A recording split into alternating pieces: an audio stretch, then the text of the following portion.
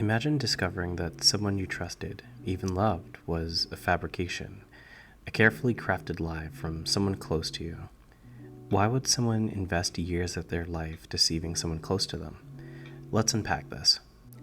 Welcome to Let's Unpack This, where we dive into the psychology behind real life and fictional cases. I've been diving deep into true crime stories recently, which sparked my idea for this series.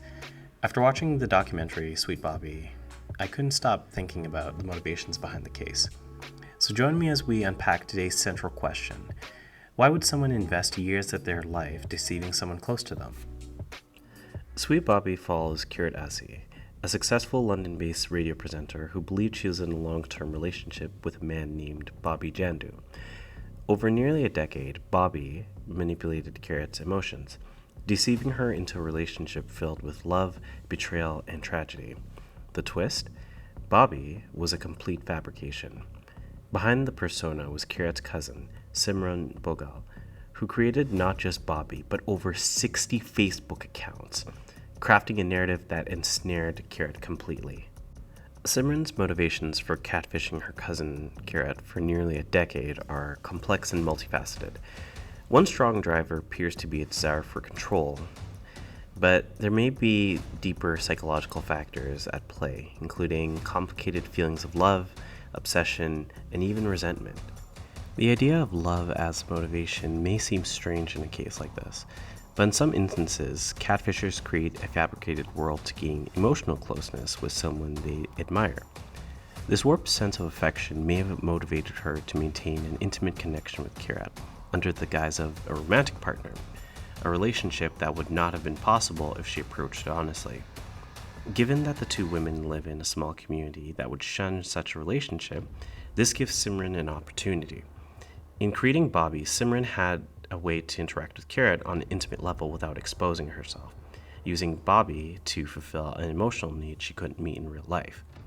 Conversely, obsession may have also played a role in her actions. Psychological studies suggest that individuals who are drawn to prolonged deception often develop an obsession with their target. For Simran, controlling every aspect of Kirat's life may have created an addictive sense of power and closeness. By maintaining Bobby and the numerous other personas, Simran wasn't just deceiving Kirat, she was embedding herself into every detail of her cousin's world. This kind of obsession can be fueled by deep emotional attachment, but it often crosses into unhealthy territory where the catfisher feels entitled to the target's time, energy, and emotions. Hatred or resentment could have also played a role, especially given the long-term nature of the deception. While the specifics of Simran's feelings toward Kirat are unclear, long-term manipulation of this kind can sometimes stem from underlying jealousy or rivalry. As cousins, Simran may have felt overshadowed or even envious of aspects of Kirat's life. In some catfishing cases, individuals create false personas to project their own insecurities and frustrations onto the target, using the fabricated identity to subtly manipulate and punish them. If there were elements of jealousy or unresolved resentment in their relationship, Simran's prolonged catfishing could have been a way of exerting control over Kirat in a way that allowed her to address these feelings without directly confronting them. Ultimately, Simran's motivations are likely a tangled mix of these elements: control, obsession, distorted affection, and perhaps even envy. By creating and sustaining Bobby's persona, she crafted a world where she could manipulate and dominate Kirat's emotions, maintaining control over her cousin's life and perhaps satisfying multiple psychological needs simultaneously. The result is an emotionally complex and disturbing case, revealing how love, hatred, and the need for control can manifest in twisted and damaging ways. For some, catfishing is about more than control. It's a form of escapism, a chance to create a reality that offers an escape from their own life. In Simran's case, creating Bobby and his fictional world provided her with the complex web of relationships, stories, and interactions that she controlled entirely. One possible psychological motivation is role-playing as a form of escape. By crafting Bobby, Simran was able to explore a life and personality different from her own. Psychological research suggests that some individuals create alternate personas to experience freedom from the limitations they feel in their real lives. Perhaps Simran's life felt limited or unfulfilling, and this fantasy role allowed her to live vicariously through the character she created.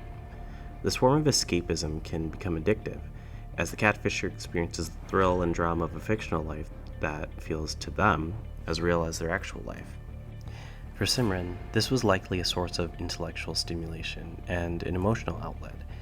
Creating over 60 accounts and sustaining them over years required an immense commitment, almost as if she were living two lives, or 60 of them. Each new character deepened the illusion and made the fantasy more elaborate and immersive for both her and Kirat. In some ways, this fabricated world of Bobby's was more real to Simran than her own life, which is a characteristic common in cases of extreme deception. As her fantasy grew, it may have become harder to separate fiction from reality, leading her to continue the catfishing scheme despite the risks of being caught. At a certain point, the fantasy may have felt too connected with her own sense of identity to abandon. There was one moment in the documentary where she was quoted saying, "I don't know why I did this. I feel like this moment could be interpreted as someone being so deep into a fantasy that they forgot why they did it." Ultimately, this mix of escapism and fantasy reveals the lengths to which some will go to avoid their own reality.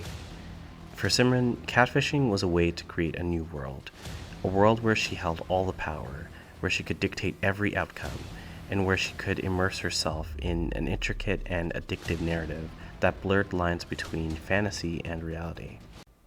The tragedy of Sweet Bobby is the emotional and psychological toll it took on Kirat Assi, the victim of this nearly decade-long deception.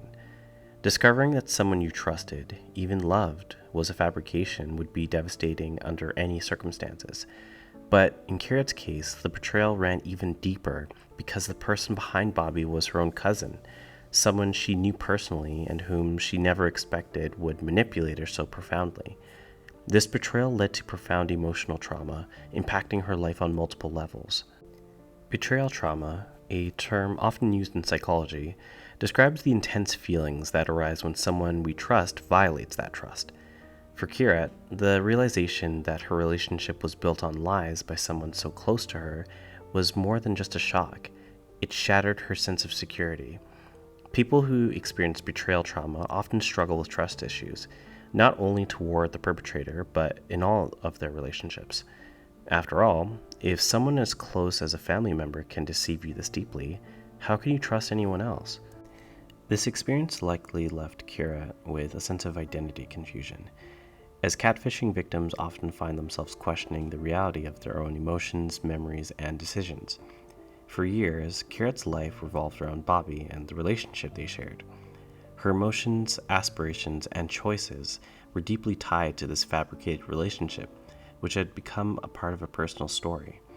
Once the truth came out, Kirat was forced to confront the fact that a huge part of her life was a lie.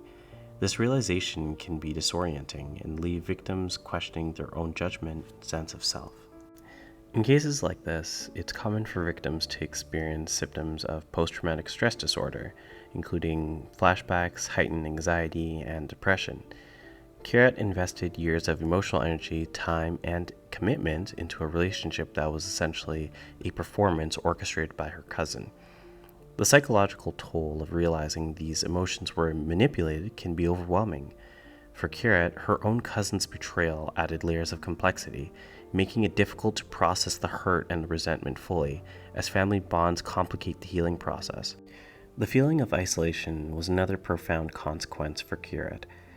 Catfishing often leaves victims feeling isolated, as they struggle to explain the depth of their emotional investment to friends and family who might not understand.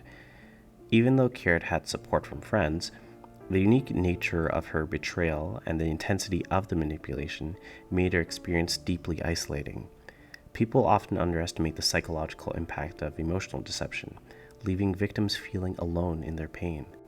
Lastly, rebuilding trust in relationships becomes a monumental challenge. For victims of such profound deceit, the journey to regain trust in others is slow and painful. Kirat's story highlights the struggle.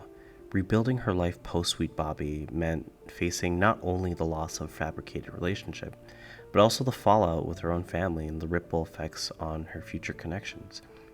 Overcoming this trauma requires time, support, and often therapy, as the impact of this kind of betrayal can linger for years.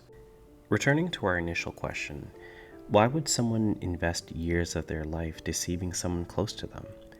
In Simran's case, it may have been a mix of control, affection, escapism, envy, and resentment. But Sweet Bobby also underscores how these motivations can thrive in online relationships, where anonymity and distance create fertile ground for deception. Simran's actions reveal how the internet allows such manipulations to go further than we might imagine, leaving victims like Kirat with little recourse or legal protection. The story also raises a critical question about justice. Kirat's experience highlights the gaps in current laws, which often fail to address the psychological impact of prolonged emotional deception.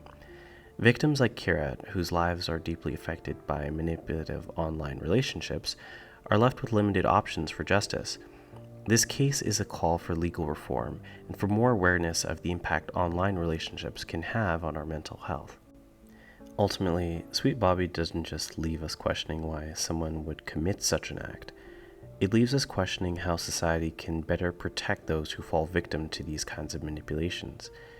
It serves as both a cautionary tale and a reminder of the profound emotional impact of online deception, challenging us to think about what needs to change.